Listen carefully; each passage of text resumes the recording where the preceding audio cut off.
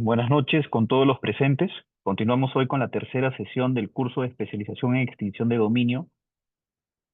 Hoy nos acompaña el doctor Martín Mejorada Chauca, quien es abogado por la Universidad Pontificia Universidad Católica del Perú, con más de 30 años de experiencia profesional, profesor en diversos cursos en las más prestigiosas universidades del país, amicus curia en los plenos casatorios cuarto y noveno de la Corte Suprema, convocado en diversas ocasiones en los plenos jurisdiccionales de las Cortes Superiores, socio principal del estudio Mejorado Abogados.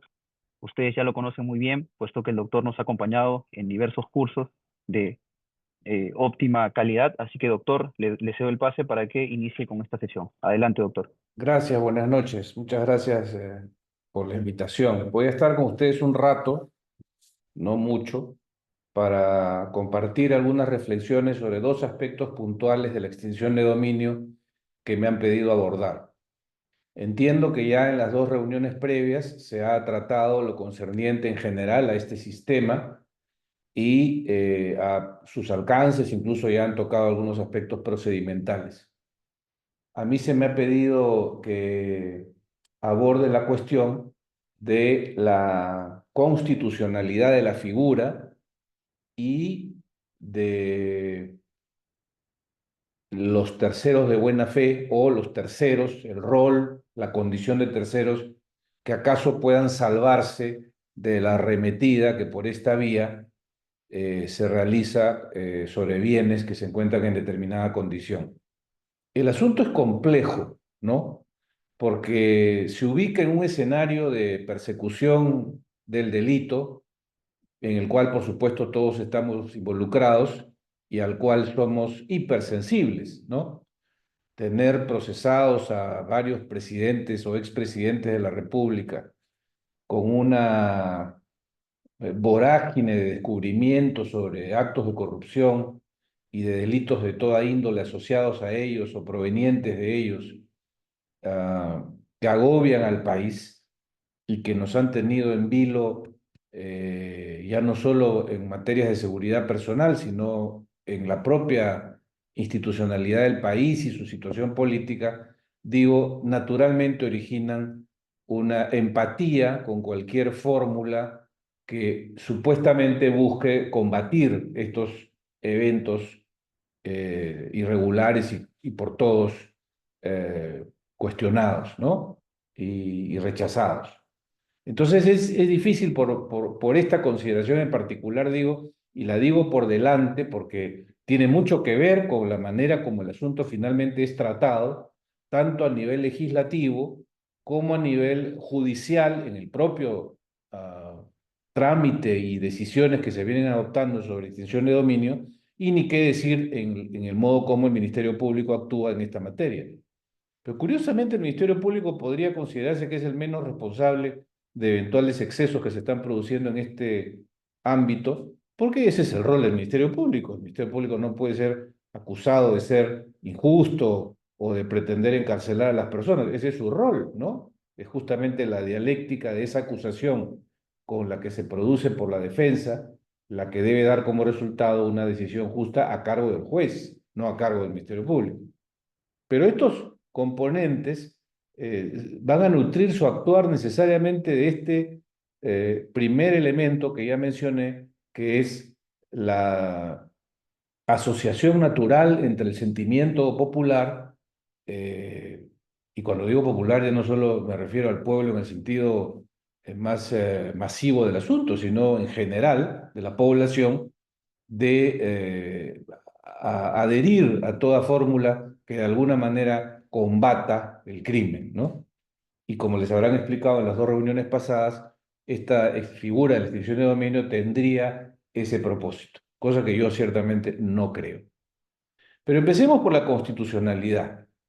El asunto de la protección al derecho de propiedad, que evidentemente está en juego en esta circunstancia de la extinción de dominio, es un tema fundamental, no es un tema menor, sino todo lo contrario, es un tema crítico en un régimen económico como el nuestro.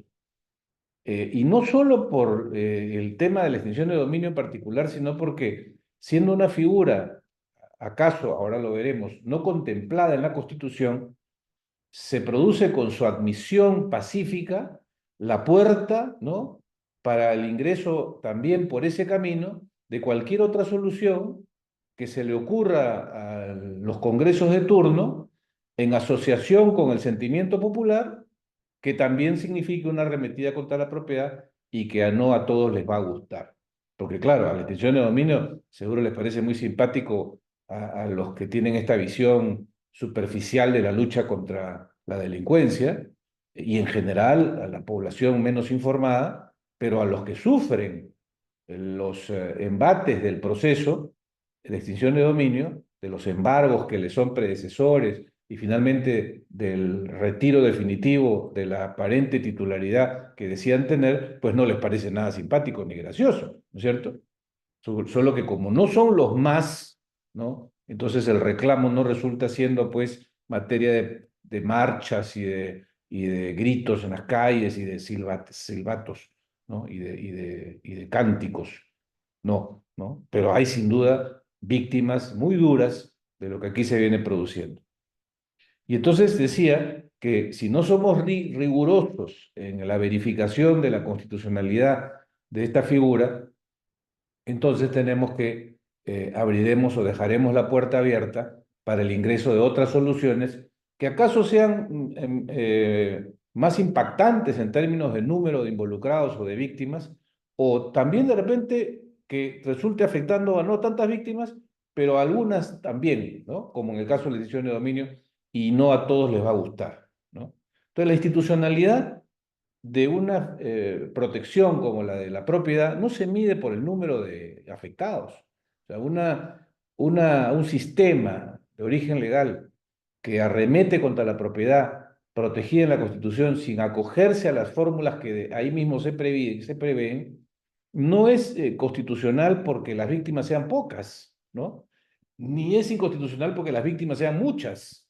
Es inconstitucional en la medida que la Constitución no haya previsto una solución de este tipo, y en la medida que en materias como la propiedad estamos hablando de una figura central de la vida social, central de la vida social. No estamos hablando acá de la clasificación de las obligaciones o de los supuestos de nulidad del acto jurídico o de las fórmulas del pago de los créditos, ¿no? O de la prescripción adquisitiva o extintiva de las obligaciones. No estamos hablando de eso, estamos hablando nada menos que de la propiedad. Y la propiedad, junto con los contratos, son las piezas claves del modelo económico que nos rige.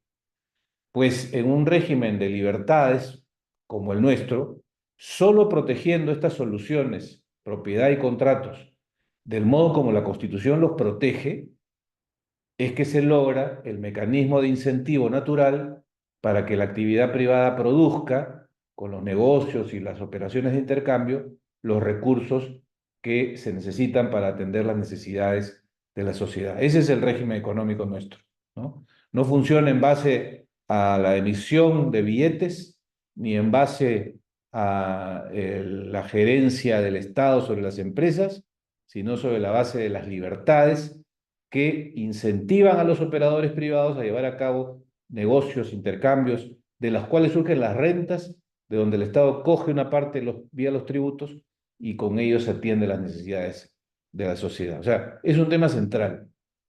¿Y cómo es que desde el punto de vista de la propiedad se logra esto? Pues garantizando la inviolabilidad del derecho de propiedad, garantizándola. ¿Y cómo se le garantiza? No basta decir que el derecho de propiedad es un derecho, pues y como tal entonces es obvio que está protegido. No. Su consagración constitucional es fundamental. La propiedad no es un estatus jurídico de origen legal, sino de origen constitucional por la razón que estoy explicando.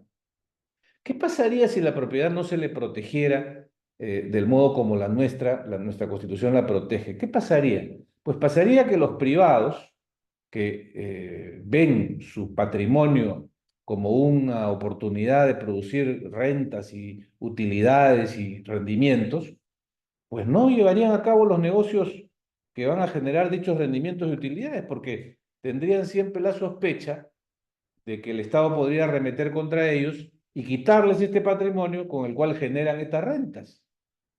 Entonces, si yo creyera o sospechara que en el Perú mis bienes me van a ser retirados por causas que se le ocurren al legislador y no solo por aquellas que la Constitución prevé, entonces, ¿cuál es el efecto natural en los propietarios? Obviamente, pues, no van a realizar adquisiciones, ni inversiones o intercambios que tengan por objeto el nacimiento o el traslado de la propiedad, porque habrá la sospecha de que en cualquier momento se pierde este activo y ya no habrá rendimientos, ni frutos, ni utilidades, ni nada. O sea, esa es la consecuencia obvia. Y es por eso que la protección y la garantía de la permanencia de la propiedad, no por supuesto en todos los casos, pero la permanencia y protección de la propiedad como regla y solo excepcionalmente su sustracción es la condición natural para que un régimen así funcione, ¿no? Y entonces tenemos el artículo 70 que dice que la propiedad es inviolable, el Estado la garantiza, a nadie se le puede privar del dominio, sino solo por expropiación. O sea, pues no sé las edades de nuestros participantes, pero yo les puedo contar que cuando este artículo se reguló para dar lugar a esta norma, la Comisión de Constitución del Congreso Democrático, Constituyente Democrático, así se llamaba, que estaba integrado por Lourdes Flores, Enrique Chirinos, Carlos Torres y Torres Lara, y bueno, otros políticos, pues naturalmente, no es una constitución que nace de una visión política.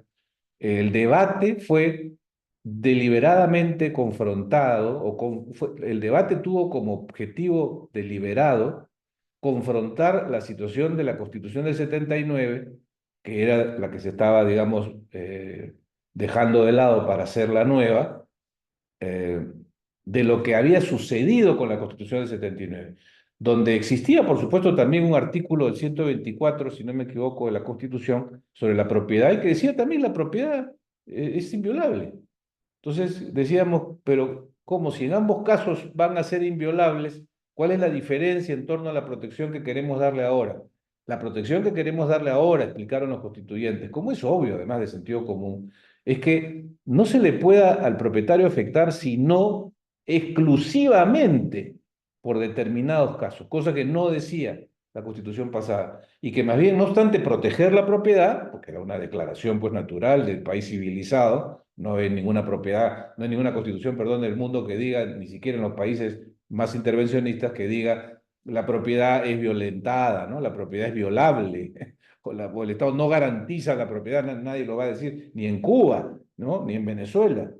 Pero evidentemente, tras una declaración que carece de desarrollo en la propia Constitución, se vuelve una mera declaración. Entonces, la nueva Constitución, la que nos rige, que ya no es tan nueva, tenía que ser enfático, ¿no? A nadie se le puede privar de la propiedad sino exclusivamente por expropiación. Y por supuesto, no solo eso, sino en cuanto a las limitaciones al derecho de propiedad, es decir, aquellas medidas que atacan la propiedad sin quitársela al dueño, sino solo imponiéndole restricciones, eso se llaman limitaciones, decía, serán solo por razones de bien común y dentro de los límites de la ley, o sea, que la ley señale los límites, no un decreto, no una ordenanza, no un reglamento, sino la ley, pero limitaciones, no expropiaciones. La sustracción de la propiedad solo es posible en razón de la expropiación, que además es un trámite que requiere una decisión del Congreso para cada caso concreto por necesidad pública, seguridad nacional, previo pago en efectivo, contante y sonante a la víctima y además una indemnización por los daños que adicionalmente al valor del bien hubiesen afectado al dueño, ¿no? Que pierde la propiedad. Entonces, esto significa que no puede haber una ley a través de la cual se admita que una persona pierda la propiedad que no sea a través de la expropiación. No puede haber, ¿no? Entonces, nosotros hemos sido condescendientes, digo nosotros en general, los usuarios del sistema, los ciudadanos y los abogados especialmente, hemos sido condescendientes con excepciones no previstas aquí en la Constitución. y las hemos aceptado. Por ejemplo, la prescripción adquisitiva. La prescripción adquisitiva no está prevista en la Constitución. Y es una manera como alguien pierde la propiedad en favor de otro que ni siquiera es el Estado, sino que es otra persona, bueno, podría ser el Estado también, pero no es lo usual, otra persona que ha poseído el bien y se hace del dominio sin pagar un centavo, sin que con ese hecho se atienda la seguridad nacional, la necesidad pública, nada, un interés particular sobre otro interés particular a través de la posesión. Eso no está previsto en la Constitución.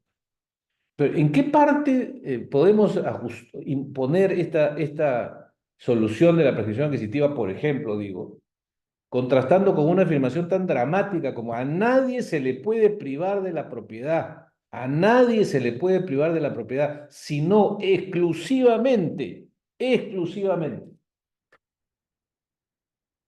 porque eso dice, ¿no?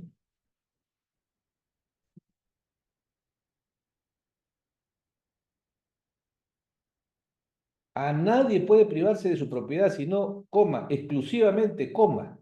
O sea, no hay otra forma, exclusivamente, de ningún otro modo, ¿no? Entonces, ¿y la prescripción? Bueno, ahí está. Yo he hecho intentos, que ahora no es el caso de comentar, para justificar la prescripción adquisitiva como una fórmula constitucional, eh, y he hecho también esfuerzos para justificar la constitucionalidad de otras soluciones donde la propiedad se esfuma de pronto en favor de personas que no eran propietarias y que por razón del mercado terminan siendo privilegiadas, ¿ya? Como ocurre con la prescripción adquisitiva, como ocurre con las soluciones de fe pública registral y concurso de acreedores, donde también de pronto quien era el dueño deja de serlo, ¿no? Yo compré un bien, no lo inscribí, luego el vendedor se lo vende a otro. En segundo lugar, cuando ya no era dueño ese vendedor y el comprador dos inscribe, él se queda con la propiedad. Y yo perdí la propiedad. Pero ¿cómo no era que no puedo perder la propiedad? Bueno, entonces yo creo que las soluciones de mercado tienen rango constitucional. Las soluciones de mercado. Esto es algo más complejo, repito, no es motivo de esta reunión, pero creo que en la medida que una solución esté también en la Constitución y las razones de mercado la están, la defensa del consumidor, la transparencia del mercado, el que el Estado garantice la libre empresa y la transferencia de los bienes y la información, todo eso puede ser sustento constitucional para admitir que en la misma Constitución estén objetivos que conversen con el artículo 70 y le hagan abrir una grieta interpretativa para admitir ahí la prescripción adquisitiva y otras soluciones de este tipo. Pero nótese, y esto es todo lo que voy a decir en esta materia que no es la de hoy, digo, nótese que en todos los casos es un propósito colectivo el que se busca atender, las razones de mercado. A pesar de que para lograrlo siempre habrá beneficiarios del caso concreto, ¿no? El, el tercero de buena fe, que es un ciudadano o una persona natural o jurídica concreta, y el usucapiente es una persona natural o jurídica concreta. Pero ellos son el vehículo para lograr un sistema de transferencia predecible, que es el objetivo constitucional, si se quiere, pero no porque a través de la Constitución se busque atender a un poseedor solo porque se metió en un inmueble ajeno. Eso sería monstruoso, ¿no? Que la Constitución ampare la ocupación de bienes ajenos como vehículo natural para adquirir la propiedad. Y también en los supuestos, digo, de fe pública registral y concurso de acreedores. Pero en el caso de la extinción de dominio, no hay tal posible justificación. O sea, una persona pierde la propiedad.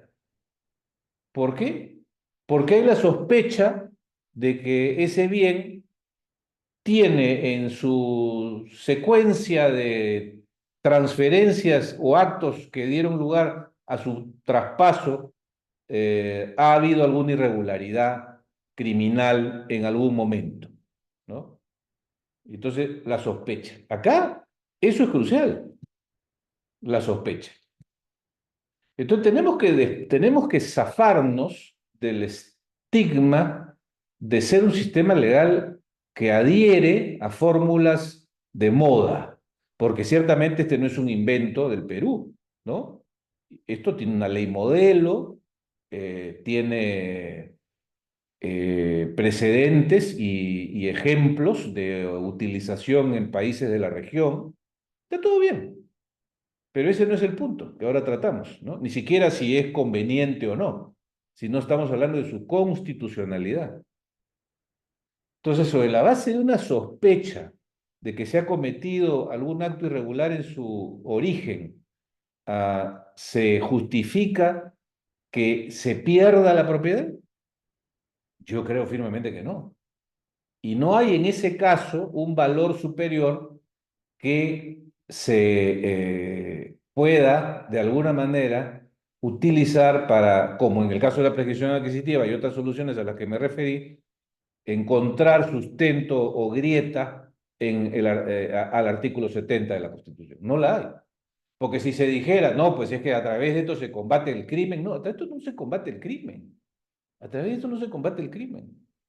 Porque esta no es una solución como la del decomiso y la confiscación en los procesos penales, que son medidas unas cautelares y otras definitivas, accesorias al proceso que da lugar a la sanción penal. No lo son, no lo son. Justamente no lo son, ¿no?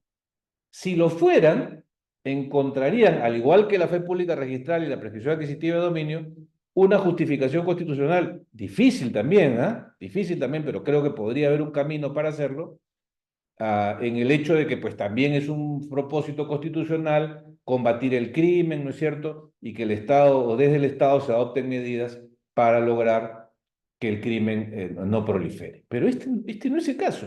La extinción de dominio es justamente un proceso autónomo, distinto del proceso penal, y que es tan autónomo que no solo no depende del proceso penal, sino que entre algunos de los supuestos expresamente previstos en la ley y su reglamento, funciona, entre otros digo, cuando ya el proceso penal no es posible, ¿no? Entonces, por ejemplo, dice, si ya no es posible seguir la acción penal, por ejemplo, cuando ha prescrito la causa penal. Entonces, ha prescrito la causa penal para acusar o procesar al sospechoso, ¿no? Y sin embargo, los bienes de ese sospechoso pueden ser sometidos a extinción de dominio y serle retirados de él o de quienes lo hayan recibido de él. ¿No se dan cuenta de lo absurda que es la situación? Y entonces se dirá, digo, acaso, para justificar su constitucionalidad, es que a través de la pérdida de dominio se está combatiendo el crimen. Entonces quiere decir que la prescripción de la acción penal es una medida en favor del crimen. ¿Cómo puede el mismo sistema legal con una mano proveer de una figura llamada prescripción y con la otra decir, bueno, como ya no te puedo sancionar criminalmente porque ha prescrito y es válida la figura de la prescripción, sin embargo, quitarte tus bienes? O sea, ¿qué es lo principal? ¿Lo principal no es combatir el crimen? ¿Cómo puede entonces prescindirse de lo principal? Legítimamente, con fórmulas como la prescripción, extintiva de acciones, digo, de la acción penal, y al mismo tiempo justificarse una acción autónoma como la de dominio, la extinción de dominio, para dar lugar al mismo objetivo. Y es que en realidad no es ese el objetivo. No puede serlo. Cuando en su origen, porque esto va del 2007, pues, ¿no? Yo miraba cómo esta norma se incorporó al sistema legal, eh, escuchaba asombrado una de las justificaciones que además son más populares, ¿no? Y decir, hay que afectar los bienes de los criminales porque ellos tienen muchos recursos para enfrentar su propio proceso penal y eso les permite quedar librados porque contratan a los mejores abogados. Esa es una justificación ridícula, ¿no? Y además de inconstitucional, primero porque parte de afirmar que estamos ante un sospechoso o procesado que es de todas maneras un criminal, con lo cual su justificación es una negación de un principio constitucional que es la presunción de inocencia, ¿no? Y que deliberadamente el sistema legal le quite recursos a una persona que tiene recursos para defenderse, porque de esa manera va a tener una mejor defensa, es más ridículo aún, ¿no? Además de claramente inconstitucional como argumento. Nunca antes había hablado de un argumento inconstitucional, pero creo que existen argumentos inconstitucionales cuando uno pretende justificar una figura sobre la base de una afirmación que es contraria a la Constitución, como esa, ¿no? Pero claro, es muy popular, pues, ¿no? O sea, ya damos por sentado que ese que está procesado es delincuente de todas maneras. Así que como él va a contratar a los mejores abogados, hay que quitarle sus bienes. Eso es absurdo, ¿no? O sea, además, eso es también dar por sentado que su contraparte, que es el Ministerio Público, es tan incompetente que no va a poder confrontar a abogados que porque se les paga mejor, son mejores abogados. Es realmente increíble, ¿no? Yo estoy seguro que ustedes entienden esta paradoja, ¿no? O sea, vamos a ponerle abogados baratos al criminal para que puedan estar a la altura de un Ministerio Público mediocre. Hasta es ofensivo contra el Ministerio Público, ¿no? No, eso no tiene ninguna justificación. Entonces, claro, dichas así las cosas, yo sí creo que hay una forma de justificar el decomiso y la confiscación y la prescripción adquisitiva y otras soluciones civiles porque tienen fundamentos constitucionales que podrían dar lugar a una grieta en esta defensa rígida de la propiedad del artículo 70, pero no la extinción de dominio. No hay en modo alguno en ella una justificación que tenga sustento constitucional, ¿no? Entonces acá viene la tintería, pues, porque se dice, para justificar que aquí no hay violación a la propiedad, que en realidad el supuesto criminal, que en realidad no ha sido condenado ni tiene que serlo y podría no serlo nunca, en realidad él no tiene la propiedad. Él no tiene la propiedad. Y como no tiene la propiedad, él no transmitió nunca la propiedad a los que recibieron de él, ¿no? Y cuando comienza a mover sus hélices la extinción de dominio y termina afectando al supuesto criminal o a quienes recibieron de él, pues no hay afectación al derecho de propiedad, porque como nunca tuvo él la propiedad, entonces la propiedad no está en juego, ¿no? Bueno, la afirmación desde el punto de vista lógico es correcta, en el sentido de que si yo no soy propietario y se realiza un acto material contra mí, pues no hay violación a mi derecho de propiedad, obviamente, ¿no? O sea, si yo estoy en posesión de un bien que creí haber adquirido de alguien que en realidad no me lo transmitió porque a su vez no era dueño, y se produce una agresión contra mí desde el Estado, no hay violación a mi derecho de propiedad porque yo no tengo la propiedad, así de simple, ¿no? Ya, pero entonces, si esto es así, si esto es así, entonces la extinción de dominio, pues no es una figura de extinción de dominio, porque para que haya extinción de dominio tiene que haber un dominio que se extinga, ¿no es cierto? O sea, desde la palabra, desde el origen de su figura como nombre, extinción o pérdida de dominio, tiene que haber un dominio que se extingue.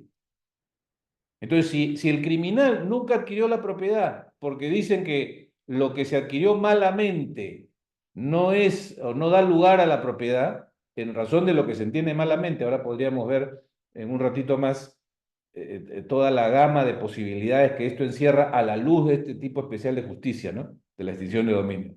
Basta que el bien tenga relación. Podemos leer, vamos a leer, porque es una cosa absolutamente abierta, una cosa absolutamente abierta.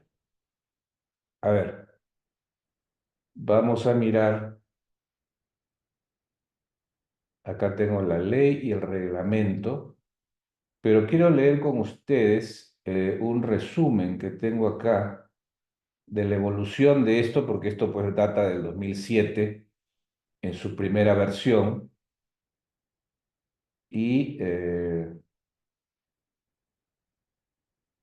luego esto es el decreto legislativo 992, y ahí se decía que todo bien que provenga de actividades ilícitas y definía en el artículo 2 del decreto legislativo 992, dice que este proceso independiente se realizará en los siguientes supuestos: cuando los bienes o recursos hubieran sido afectados en un proceso penal en el que los agentes son miembros de una organización criminal o incurren en la comisión de delitos especialmente graves, eh, y el proceso haya sido archivado, ¿no? Este ya era una descripción desde entonces, de 2007, de la independencia de la pérdida de dominio en relación al proceso penal, como una medida residual y hasta cierto punto de piconería, como ya no te vamos a poder procesar, te vamos a quitar tus bienes. Cuando el valor de los bienes se haya dado lugar a un desbalance patrimonial, cuando los bienes o recursos habidos provengan directa o indirectamente de una actividad ilícita o de la enajenación de otros de origen ilícito, o hayan sido destinados a actividades ilícitas, o sean producto, efecto, instrumento, objeto de la actividad ilícita. O sea, cualquier roce entre una actividad ilícita cuya acreditación no es necesario a realizar, porque justamente se activa la pérdida de dominio por ya no poder condenar a la víctima, perdón, al agresor o al criminal, según esta primera versión, cualquier roce entre los bienes, directa o indirecto, entre el supuesto hecho ilícito y estos bienes, hace que estos estén comprendidos en la persecución. Luego el decreto legislativo 1104 dice, esta pérdida de dominio es una consecuencia jurídico-patrimonial a través de la cual se declara la titularidad de los objetos, instrumentos, efectos y ganancias del delito a favor del Estado por sentencia jurisdiccional. Se aplica, decía el artículo mismo 2, cuando se trate de objetos, instrumentos, efectos, ganancias provenientes de los siguientes delitos, que todos son delitos de especial gravedad, y eso está bien, ¿no? Procede cuando se presuma que los objetos, instrumentos, efectos o ganancias provienen de la comisión de los hechos delictivos referidos en el artículo 2, que son estos de especial gravedad. Este es el decreto legislativo 1104 del 2012. Y la versión actual, que es la que nos rige, que es el decreto legislativo 1373 de 2019, dice, se aplica sobre todo bien patrimonial que constituye objeto, instrumento, efecto, ganancia, que tienen relación o que se deriven de las siguientes actividades ilícitas, que tienen relación, todo puede tener relación, ¿no? De las siguientes actividades ilícitas, que nuevamente se describen, pero repito, lo curioso es que la ilicitud de tales actividades no tiene que estar acreditada ni obviamente no va a ser materia de declaración en el proceso de extinción de dominio, porque ese no es un proceso penal. Y se describen ahora en una estructura que ha ido cambiando, pienso que para mejor orden, aunque sigue siendo inconstitucional en mi opinión, pero para mejor orden hay una más ordenada forma de ver el tema en la legislación vigente. Dice, este proceso funciona cuando se trate de bienes que constituyan objeto, instrumento, efecto o ganancia de la comisión de actividades ilícitas, ¿no? Entonces es una afirmación, una referencia absolutamente abierta a los bienes que asociados a una supuesta actividad ilícita luego producen pues su efecto esparcivo, ¿no? Porque ya no digo, pues, los bienes y sus frutos naturales o industriales o civiles, ¿no? O sea, si el supuesto delincuente tiene un dinero que pone en unas acciones de una sociedad y esa sociedad que emite acciones produce utilidades, también las va a coger. Y si esa sociedad compra bienes, también los va a coger. Y si este supuesto criminal tiene dinero con el que paga la universidad de sus hijos y sus hijos se hacen profesionales producto de esa pensión que pagó el supuesto criminal y con esa condición profesional el hijo también obtiene ingresos, pues también estarán comprendidos. Todo, ¿no? Es un efecto, pues, aplastante, ¿no? Ya, pero no quiero emocionarme con esto porque el objetivo de mi participación aquí no es presentarles los supuestos de decisiones de dominio ni nada, sino su constitucionalidad en esta parte, ¿no? Entonces, lo que yo digo es, ¿hay propiedad o no en las personas afectadas? Entonces, la única explicación que yo he escuchado con mucha seriedad por colegas en la materia es que no hay afectación a la propiedad y por tanto no hay inconstitucionalidad porque acá se le quita el bien a quien no era propietario. Ah, entonces es una extinción de posesión, digo yo. ¿no? Porque, entonces, ¿dónde está la pérdida de dominio? ¿No? Si lo que se le quita es solo la posesión. Porque es verdad, si ocurriera que el actual poseedor no tiene la propiedad porque no recibió la propiedad del transferente, quien a su vez tampoco la recibió, entonces en efecto yo no soy propietario, yo no puedo reclamar que se viola mi propiedad. Pero es así, los títulos adquisitivos son examinados de esa manera, como un acto que no logró transmitir propiedad. Remontémonos al punto original de la adquisición del supuesto hecho criminal.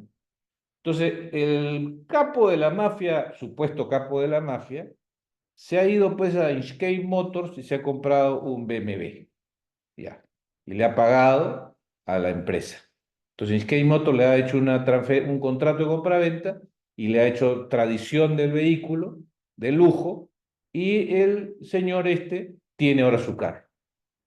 Entonces, según las normas de la ley vigente, y es en eso en que se amparan quienes pretenden afirmar la constitucionalidad, noten esto, declarada la extinción de dominio, esto implica que todas las transferencias son nulas. Entonces quiere decir que Inkscape Motors no le transmitió el vehículo a este delincuente. ¿Por qué? Porque como es un supuesto delincuente y la plata es mala vida, entonces esa operación no transmitió propiedad. ¿Ya? O sea, tendría que decirse eso, y además la ley dice eso, todos los actos son nulos, dice. Entonces, en efecto, si fuera que es verdad que ese acto es nulo, entonces este supuesto delincuente no recibió la propiedad del vehículo y por tanto tampoco lo transmitió a quien luego lo contrató con él y luego tampoco a quien finalmente contrató con el segundo. Y entonces viene el Estado, extinción de dominio, dice, ninguno de ustedes es propietario porque el supuesto criminal nunca adquirió la propiedad y en consecuencia no son propietarios. Entonces no hay afectación al derecho de propiedad, ¿no? Ya. Pero eso es falso, porque si eso es así, ¿por qué el Estado se vuelve propietario? Porque si esto es verdad, y entonces por alguna razón el contrato entre Inchcape Motors y el supuesto delincuente fue nulo, significa que Inchcape Motors sigue siendo propietario, porque nunca transmitió la propiedad. Si este fuera un acto nulo, ¿no? Y entonces, si eso es así, cuando el Estado, producto de la nulidad de las transferencias, se hace dueño, en qué momento la propiedad, desde el punto de vista constitucional, pasa legítimamente al Estado? El Estado solo se puede hacer de la propiedad por expropiación. Entonces, la consecuencia lógica para una afirmación tan loca como esta, la de quienes justifican, digo, la constitucionalidad sobre esta base, es decir, bueno, entonces el vendedor original sigue siendo el dueño, ¿no? El vendedor original sigue siendo el dueño. Entonces el Estado le está quitando la propiedad a ese vendedor original. Entonces algunos dicen, bueno, pues pero es que el vendedor original ya recibió la plata, ¿no? Ya recibió la plata, entonces ya él ya fue compensado, ¿no? Esa es una manera muy rudimentaria de explicar los fenómenos jurídicos, ¿no? Ya, él está contento porque ya recibió la plata, entregó el carro, ¿no? Pues pero si todo es nulo, entonces él sigue siendo el dueño, ¿no? Las figuras legales son justamente para ponerlas en funcionamiento y sacar de ellas sus consecuencias lógico-jurídicas, ¿no? Uno puede inventar supuestas compensaciones económicas implícitas, ¿no? Entonces no hay ninguna justificación. El Estado lo que está sucediendo aquí es que se hace de la propiedad y se la quita a los que la ostentan, ¿ah? O que creyeron ostentarla, quitándole la propiedad finalmente al original transferente, quitándole la propiedad al original transferente. Y si fuera esto ordenado, tendrían que decirle al original transferente, bueno, señor, acá está su carro y la plata que se le pagó a usted era una plata mala vida. Esa plata usted tiene que entregarme. Eso sería lo ordenado. Pero no, está el facilismo de ir y coger lo que tienen las personas y quitársela de modo espectacular.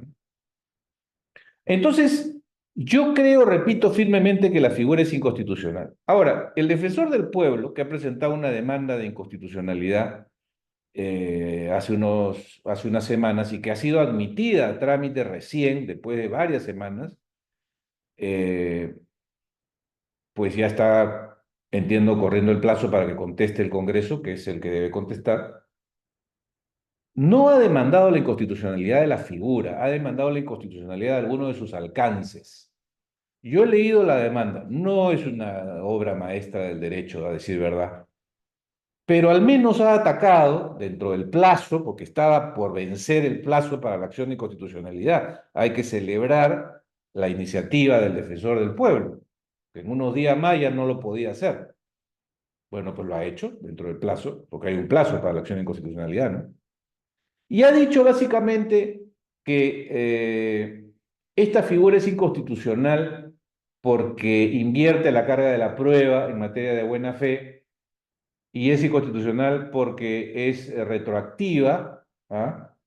Y porque las maneras de justificar el inicio del proceso son demasiado abiertas, de modo tal que parecen en cierto punto, y eso tiene razón el defensor del pueblo en la demanda, pero más que por una cosa de la misma ley, creo que por una manera como los operadores la están utilizando, es decir, el Ministerio Público y los jueces en esta materia, y es que están abriendo la pertinencia de la figura para arremeter contra personas y sus bienes, prescindiendo ya casi por completo de la remisión que incluso desde la perspectiva de la ley es inevitable y natural, y es que tiene que haber una vinculación de los bienes con delitos que ahí están señalados de especial gravedad, comenzando a utilizar la figura para arremeter contra personas por el solo hecho de que ellas aparentemente no logran, ellas, porque además la carga de la prueba está invertida, justificar que las operaciones que han realizado para hacerse de estos bienes son totalmente lícitas, ya desde un punto de vista incluso civil o administrativo, y incluso si ya no hubiese relación con asuntos criminales, ¿no? Entonces, esa suerte de la acción de inconstitucionalidad, pues creo que debería ser positiva, creo que debería ser positiva. Creo que en el caso de la retroactividad, por ejemplo, es clamorosa la inconstitucionalidad de la ley, porque como yo les decía, eh, la primera norma es del 2007, ¿ya? La primera norma es del 2007, de julio del 2007. Y la norma vigente tiene en su título preliminar una norma que dice expresamente que esta figura de la extinción de dominio se aplica a los supuestos o a los eventos de bienes adquiridos de manera irregular, conforme lo entiende así la ley, incluso anteriores a la vigencia de las normas sobre la materia, ¿no?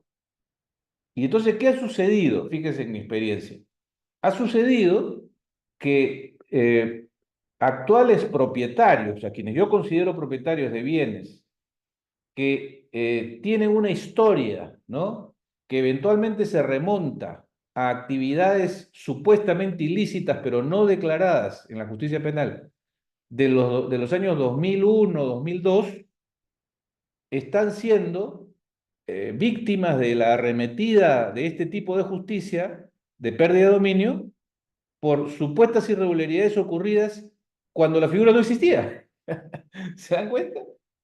Y entonces nuevamente somos víctimas aquí de una mirada, no sé cómo llamarla sin ser ofensivo, ¿no? Pero de una moda a la que a la que el derecho ha cedido. O sea, vivimos tiempos en los que el sistema legal se derrite, se desliza ante creación de justificaciones, la verdad, absurdas en muchos casos. Así como en el tema de que no hay violación a la propiedad porque no hay propiedad, eh, en esta materia dicen, no, no hay aplicación retroactiva, que es expresamente prohibida por la Constitución. Hay aplicación retrospectiva, ¿no? Y se desarrolla la literatura en torno a eso. ¿Cómo es eso de la retrospectiva? No, pues lo que pasa es que la figura de la pérdida de dominio es meramente declarativa, ¿no? De un evento que ocurrió cuando la ley no existía, pero que ya de por sí, ¿no? Cuando un bien o pretende ingresar al patrimonio de una persona proveniente de un hecho ilícito, ya está manchada, ya está teñida, pierde protección del Estado, el sistema legal no puede amparar eso, y aunque la ley no haya existido, ya ese desamparo le es natural, ¿no?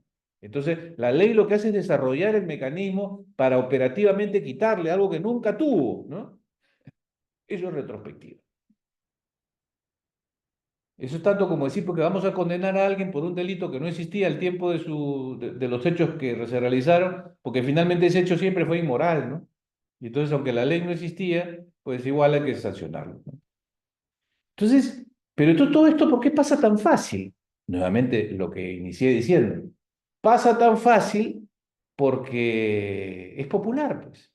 Es popular, ¿no? Y hasta es mal visto que alguien se resista o se oponga técnicamente a lo que aquí sucede. Y termino esta parte de la constitucionalidad señalando la importancia que ya advertí antes, pero poniéndonos en otras situaciones que seguramente podrían ser muy simpáticas también para algunos y no tanto para otros.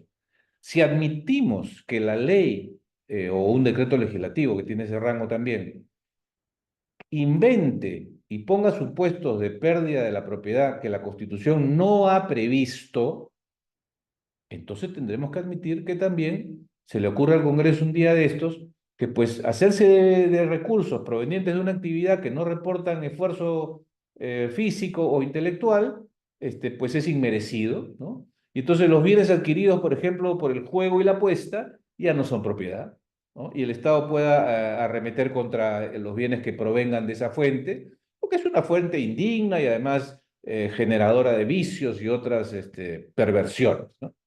Y sería de repente para algunos conservadores muy popular. Y así que lo diga la ley. O que la ley diga pues que las personas que tienen más recursos, que tienen tres o cuatro bienes, pues uno de ellos lo pongan, ¿no es cierto?, a nombre del Estado para atender las necesidades de la población.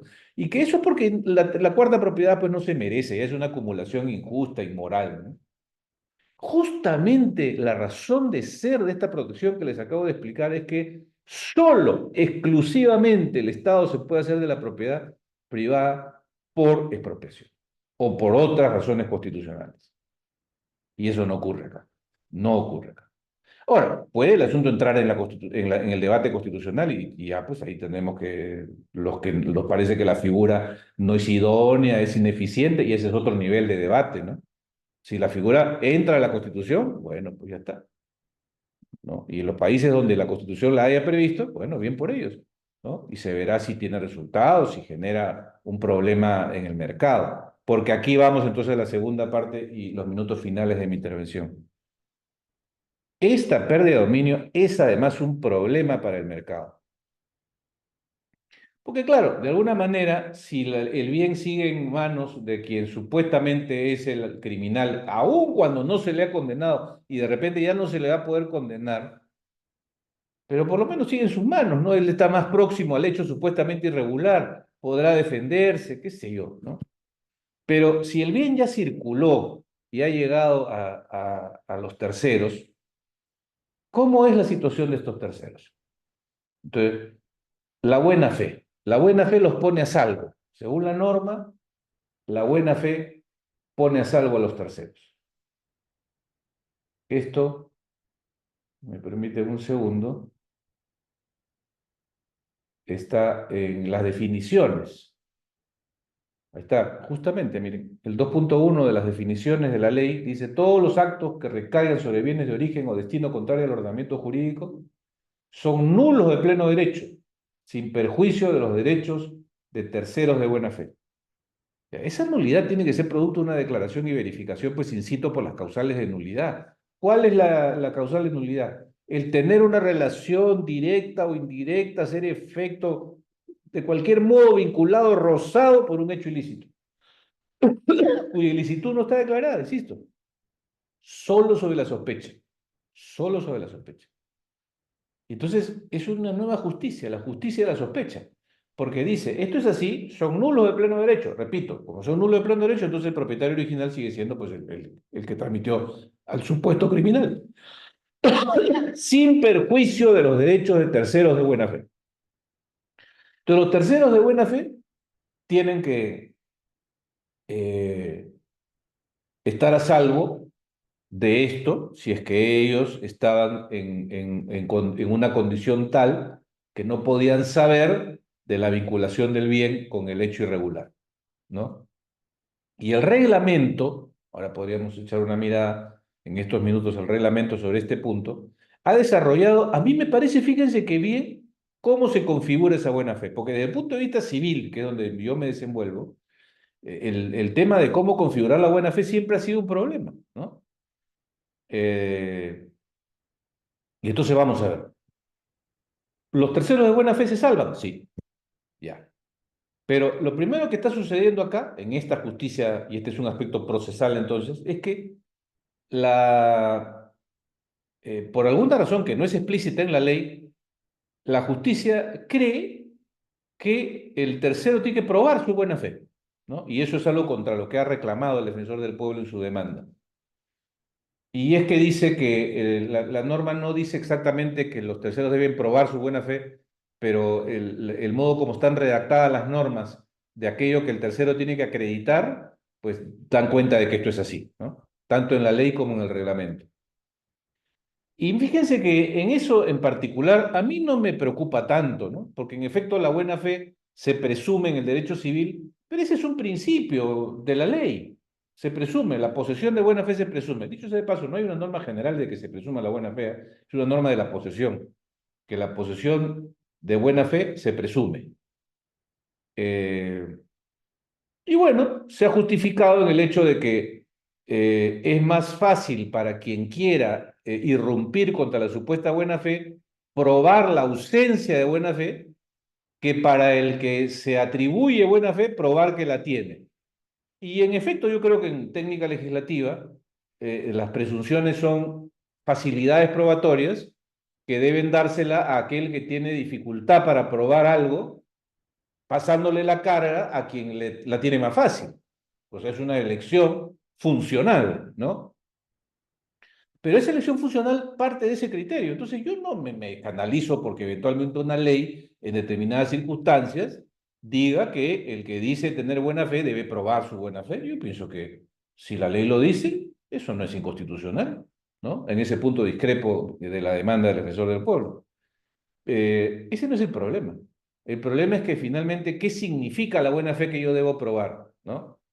Yo debo probar que ignoraba la posibilidad de que este bien que ahora está en mi ámbito tenía alguna relación con un hecho irregular que cumpliera los requisitos de la extinción de dominio, o sea, de que este fuera un bien que es efecto, ganancia, utilidad, transformación de recursos o activos obtenidos irregularmente. Eso es, ¿no?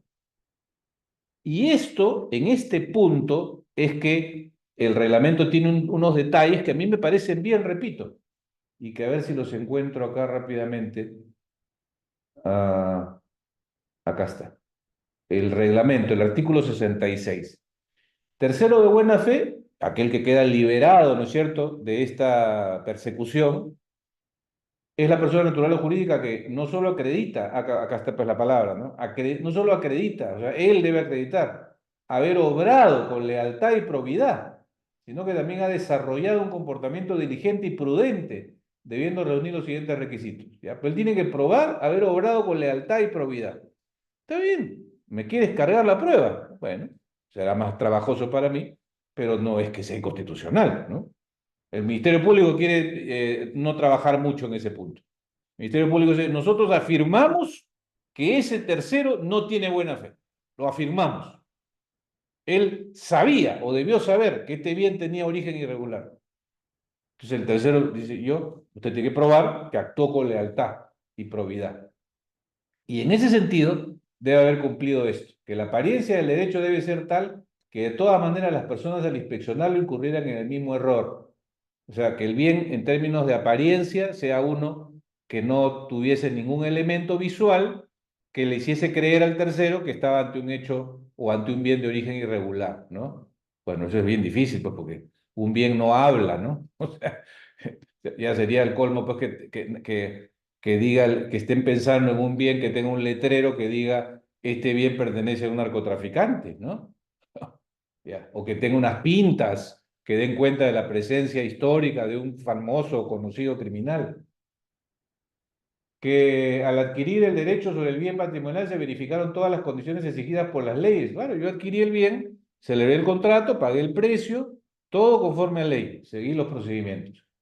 Tener la creencia y convicción de que adquirió el bien patrimonial de su legítimo titular, sí, pues yo creía que él era el dueño porque aparecía en el registro, porque estaba en posesión, etcétera. Y en ese sentido, dice que tienen que concurrir las siguientes circunstancias: que el negocio sea realizado con apariencia de legalidad, que no pretende encubrir una verdad distinta o encubrir a otro titular. En fin, todo esto está muy bien. Me parece un listado que proviene de la experiencia, porque los que adquieren de mala fe suelen justamente no adquirir de quien fuera el dueño, sabiendo que no es el dueño, siendo más o menos susceptible de saberlo por la información disponible, porque realizan, o en las operaciones anteriores a la suya, habían operaciones por valores simulados claramente, operaciones sospechosas, etcétera. Ese listado, pues, eso me parece bien. Aquí la cuestión es el conocimiento de la irregularidad, amigos, el conocimiento de la irregularidad, porque todos estos datos tendrían que ser referenciados al hecho de la irregularidad matriz de esta secuencia, ¿no? Porque, a ver, yo puedo comprar un bien de alguien que a su vez le compró a otro, y en esa operación, la anterior a la mía, hay una cosa rara. ¿Cuál? Que el precio no parece ser el real de mercado. ¿Ya? Y eso en efecto es algo que yo veo cuando estudio antes de comprarlo yo, y entiendo que esa es una cosa rara. Pero este no es pues la ley de la extinción de las cosas raras. Esta es la ley de extinción de dominio por hechos supuestamente criminales que tienen que estar en algún momento de la cadena. Y el solo hecho de que una operación tenga un valor simulado no es de modo alguno un referente ni genera una vinculación con una actividad criminal, ¿no es verdad? O sea, el punto de partida tiene que ser el conocimiento, la posibilidad, la sospecha, la información que me llega de algún modo de la actividad criminal.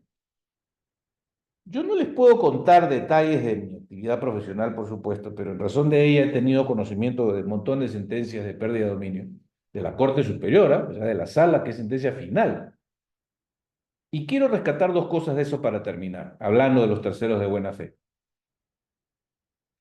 Número uno, que la Sala Nacional o la Sala de Extinción de Dominio de Lima, porque hay otras salas en provincia, tiene un conocimiento correcto de la fe pública registral, que no es otra cosa que una expresión registral de la buena fe que protege al tercero. Porque no toda buena fe del tercero es registral, como es obvio, ¿no? Por ejemplo, yo puedo haber adquirido pues el cuadro, un siglo que cuesta $500.000, de alguien que a su vez lo recibió de alguien que a su vez lo recibió de un supuesto criminal. Ya eso no tiene registro, no hay registro de cuadros, así que mi invocación de la buena fe no va a ser fe pública registral, va a ser buena fe nomás de tercero. Ya. Pero en relación a la fe pública registral, que es sin duda la que más va a estar en juego porque la mayoría de inmuebles o bienes valiosos son inmuebles y estos están registrados, la sala tiene un conocimiento correcto de la fe pública registral, fíjense. O sea, que el tercero, protegido por la fe pública registral, es aquel que confía en la información del registro, que no tiene información externa que le haga creer lo contrario. ¿Ya? Y en este punto discrepo de algunos colegas que han opinado sobre el particular para proteger a sus clientes, obvio, que han dicho que no, que la buena fe de la pérdida de dominio es diferente a la fe pública registral, que en la fe pública registral lo único que importa es el registro, mientras que en la fe pública o en la buena fe de la pérdida de dominio importa todo lo de que esté fuera y toda la información exterior inclusive. Ya, eso no es así, créanme que eso no es así. Y la sala lo sabe bien y creo lo entiende bien. Nuestra figura de fe pública registral ha ido mutando a lo largo del tiempo, no obstante que su texto ha cambiado poco, y lo que ha cambiado no tiene que ver con esto que les estoy hablando.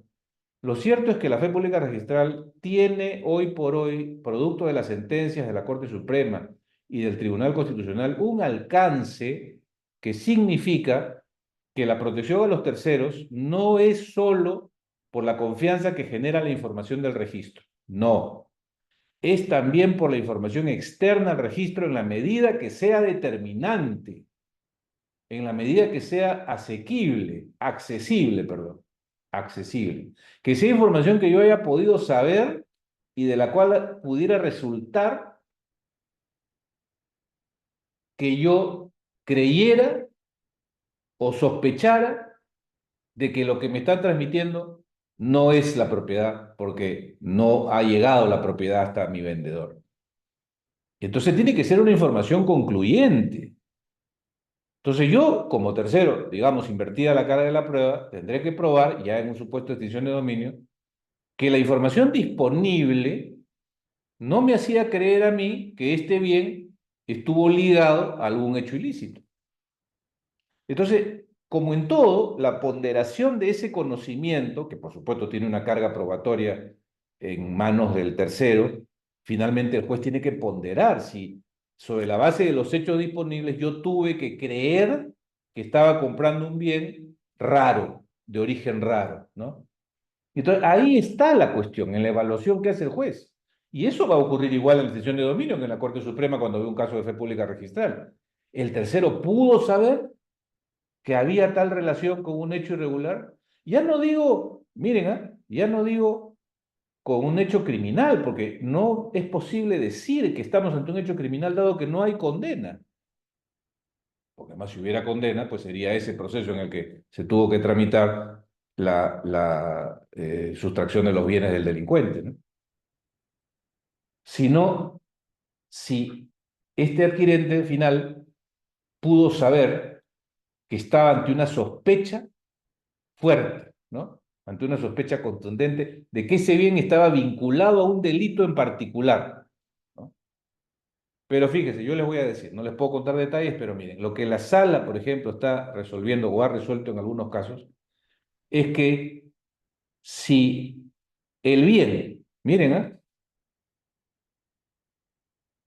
originalmente perteneció a un funcionario del gobierno de Fujimori, dado que ese gobierno de Fujimori fue claramente un gobierno corrupto, entonces cualquier operación realizada por sus funcionarios es una actividad sospechosa. Y cualquiera que hubiese contratado con alguien que en su origen fue funcionario de ese gobierno, entonces tendría que haber sospechado que es, si bien, y todos sus bienes tenían relación con esa actividad sospechosa. Entonces, en un caso del cual un funcionario que no es un funcionario procesado, que murió y por eso ya no fue procesado, pero nunca se sabrá si fue o no criminal, no tuvo acusaciones penales, digamos, ¿no? Sin embargo, tuvo bienes, como es obvio que cualquier persona puede tener bienes que llegan hasta acá, por el solo hecho de haber sido un burócrata correspondiente a un régimen que popularmente se le tiene como corrupto, entonces ya se entiende que todos los bienes que provienen de ahí son corruptos. Entonces, en esa lógica, porque esto es así de simple, no hay más. En esa lógica, ¿cuál es mi consejo si yo fuera no un abogado que pelea y defiende los derechos de propiedad, sino si yo fuera simplemente un abogado consejero de adquirentes, que también lo soy? Yo tengo que hacerme la lista, en particular del gobierno de Fujimori, porque vamos, no nos engañemos, eso fue un gobierno pues, probablemente de los más corruptos por su generalización, ¿no? No porque luego no lo hayan sido también los otros. Pero tendría yo que conseguirme una lista de todos los funcionarios del gobierno de Fujimori, de todos, hasta cierto nivel, ¿no? De todos los ministros, viceministros, directores, subdirectores, presidentes de los bancos, de las empresas, los directorios, sus gerentes, de todos, de todos, de todos. No importa si ellos fueron o no procesados, si siquiera fueron tocados, no importa. Porque si yo adquirí un bien que en la cadena estuvo ligado a alguno de esos personajes, entonces yo estaré ya en una situación de mala fe. Porque en estos casos que les estoy contando, no era que el tercero tenía que probar que no supo que tal sujeto en particular estaba vinculado a un delito, no, no, no, sino que tal sujeto era funcionario de un régimen donde habían funcionarios corruptos al más alto nivel. Y de ahí debe entenderse entonces que todo funcionario vinculado a ese régimen igualmente está en sospecha.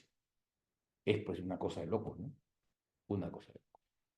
Bueno, amigos, muchas gracias por la oportunidad. Acá una vez más.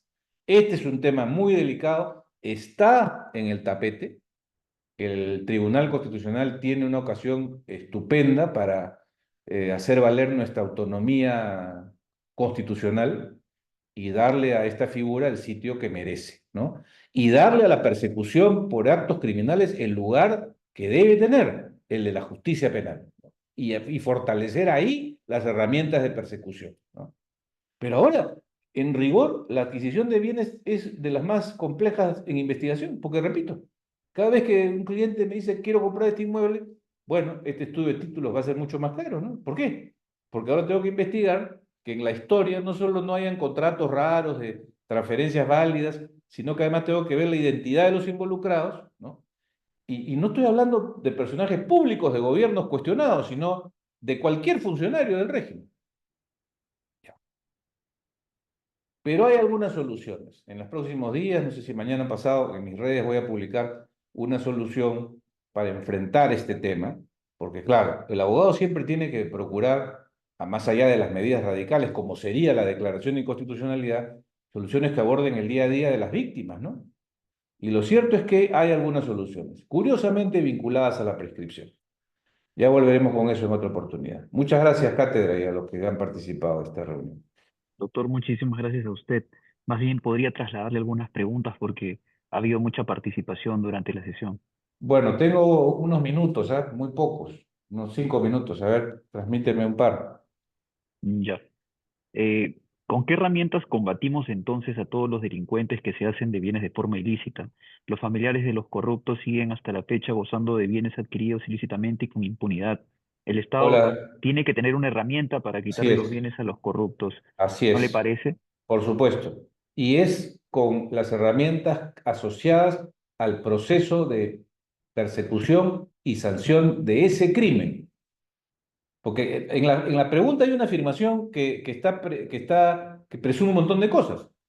¿Cómo perseguimos a los corruptos? Bueno, para saber que el corrupto es corrupto, pues tiene que haber sido condenado como corrupto.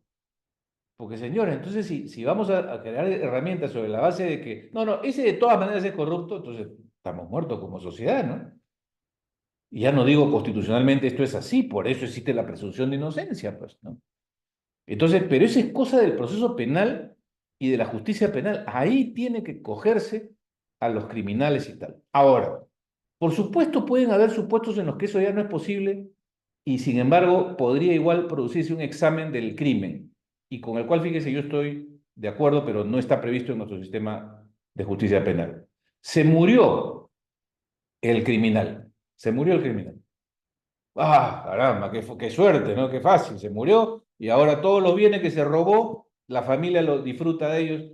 No puede caerse contra esos bienes vía decomiso y confiscación porque como ya no puede ser condenado, porque ya murió, oigan, ok, obviamente ya no puede haber condena en el sentido que ya no puede ir preso, que está muerto, pues no, pero ¿por qué no se puede investigar el crimen? Y que sus sucesores sean los actores principales de la defensa para la determinación de si ocurrió o no un crimen. O sea, me parece que es un recurso conservador, ¿no? El decir, oh, solo puede ser procesado la persona mientras vive. ¿Por qué no puede serlo de otra manera? ¿Por qué no puede serlo de otra manera?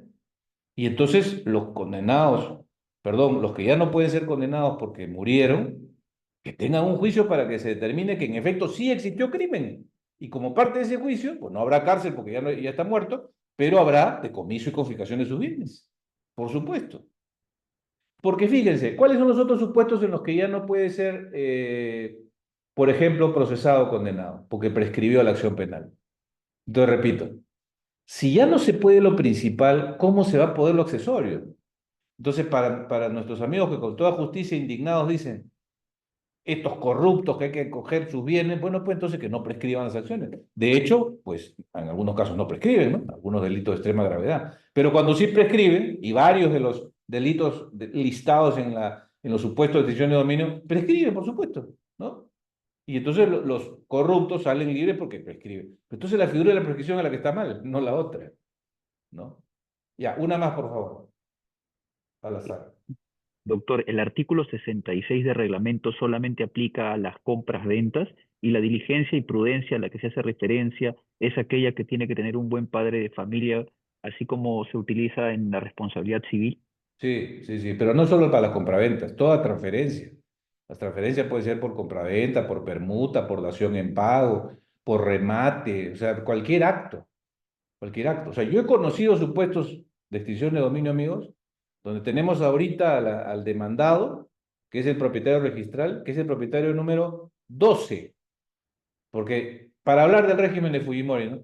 220 al 2000, del 2000 al 2024, 24 años de transferencias, contratos de por medio, hipoteca, fideicomiso, toda una vida. En tiempos donde además, por lo menos entre el 2000 y el 2007, ni siquiera existía la figura. Y sin embargo, la justicia penal, sobre la base de la retrospectiva, la aplica a eventos anteriores al 2007. Increíble, pues. Bueno, muchas gracias. Estoy muy contento de haber participado. Veo que hay gran audiencia, pero lamentablemente, como le advertí a Cátedra, yo no podía estar sino hasta esta hora. Muchas gracias. Doctor, le agradecemos muchísimo su participación y también a todos los participantes por sus interesantes intervenciones. Será hasta la próxima sesión. Muchas gracias a todos.